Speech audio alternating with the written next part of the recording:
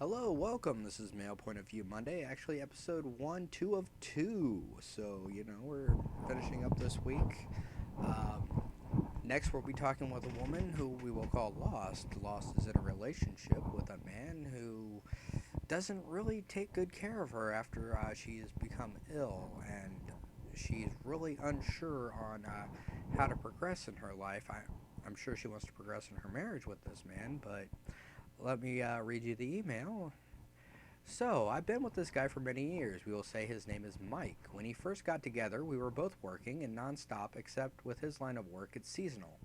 Maybe 3 years into our relationship, my severe health issues forced me to accept I could not work any longer and for any period of time, in hopes to go on disability for a short amount of time would help. These health issues got dug deeper and were found to be more severe. It's been 3 years almost now, and my doctors still do not want me to work. By the grace of God, disability approved me immediately. I was only without income for 2 months.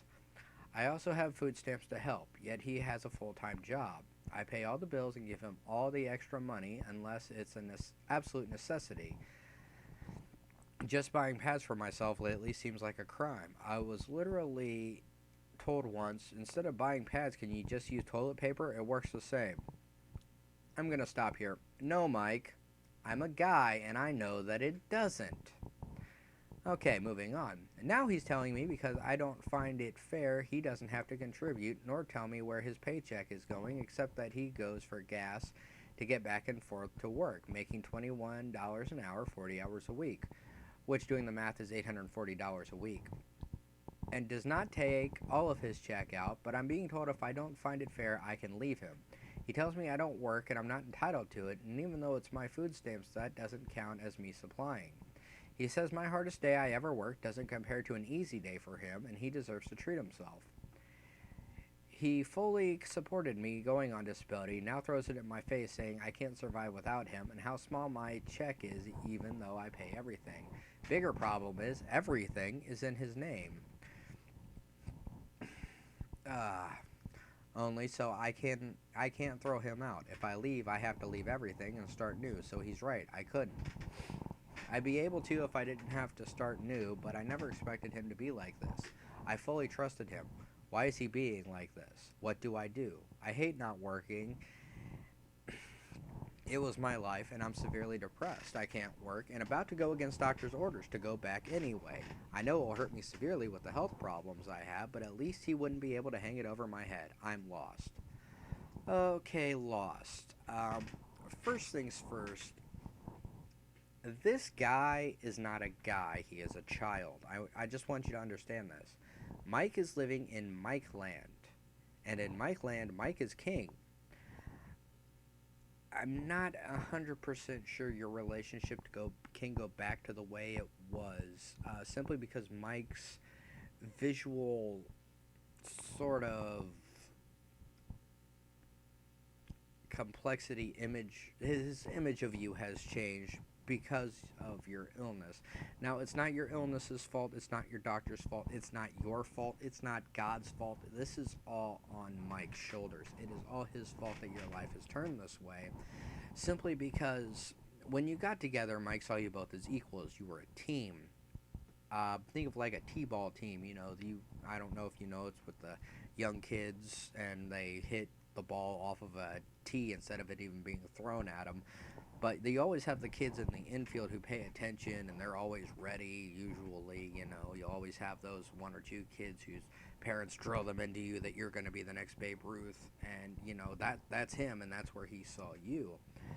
But then your illness hit, and Mike's perception of you changed from him being your equal to you're now the kid out in right field doing doing spins and looking at the butterflies and looking at the dandelions on the ground. And I don't know anybody who has done that or was part of that position. But anyway, I digress.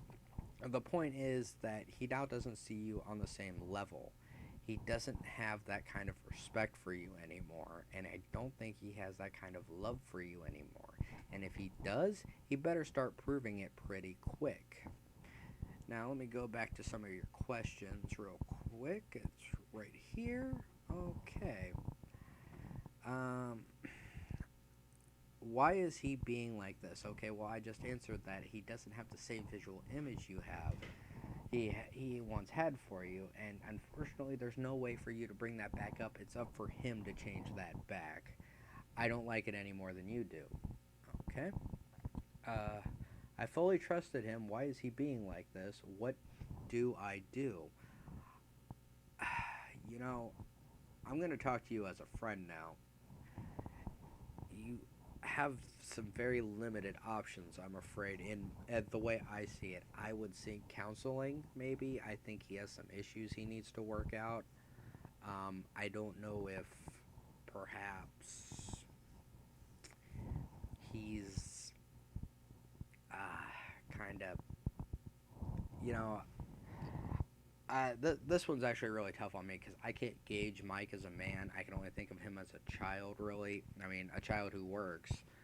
Um, Mike is only really concerned with Mike, and I almost want to say the only thing he wants from you anymore is sex and quiet. I mean, as sad as that is to say, and as much as you probably don't want to hear that, I can see that being the mindset here.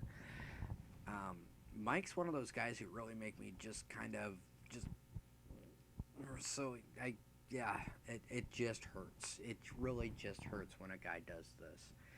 You know, some of you, know my wife, April. She also has chronic pain, and it's hard for her. You know, but as a guy, I man up and I take care of what I can around here, which isn't a lot. I thankfully don't have to do too much, but you know, I'll cook dinner when I need to. I'll do laundry. I'll pick up. Yeah, I mean, that's just part of, being the male in the relationship or even the female in the relationship is, the expectation is you both give 50%, and you do. But when the other person isn't able, the other person helps them. You pick them up. You get to that 100%, you're still together. It's not that you're doing more work because you love them. You're not doing more. Uh, I mean, honestly, I said it before. I really think that you need to get out of this relationship. It's not healthy for you. You two are not growing as a couple, and it's not your fault. I mean, I I have a lot of sympathy for you in your position. It's just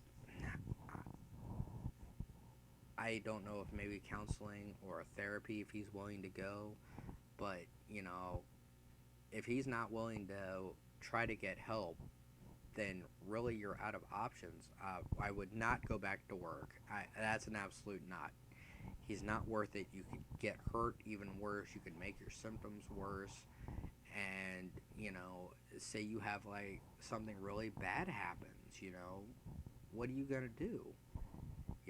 And Mike's not the type of guy to be there for you because he's not there right now. You'll give him a call and he'll say okay and hang up or something, like guys, I think you should try to find your way out. I think you should start new. I mean, it's rough. I know it's rough, but I really think you should. I mean, God's always looking out for us. He always has our best intentions in mind, and you were supposed to meet Mike for this reason. I mean, maybe to share with others who are in your same spot. But like the choice is yours. I mean, this guy obviously doesn't care for you that much, and you're a better person than to have to deal with it. All right, so finish up. We'll wrap up now with something I was thinking about doing. It's just like a last thought on the subject. Both of the relationships we talked about today has to do with relationship kind of dynamics. As in our first case, she was willing to give more than he was, but at the same token, impatient was getting impatient, but I think kind of for the wrong reasons. You know, But with our second case, she was right there for the relationship, but he wasn't at all. The important thing is here, when you're going into any relationship, you have to be able, like I said, to give whatever it takes so that you both get to 100% and grow together as a team. Together, you know, you give what you can in this world, and, love and God will always guide you through. So, taking emails for next week. Hope to have a couple more. If you guys don't, I'll just get on here and say whatever I have to say. Go from there. We do have one person joining me next week. Will be Travis J. Wexman. He's part of Therapy Thursday as well, which you all know. He currently changed his picture to his face, changed his name to his actual face. He was T.J. Wax.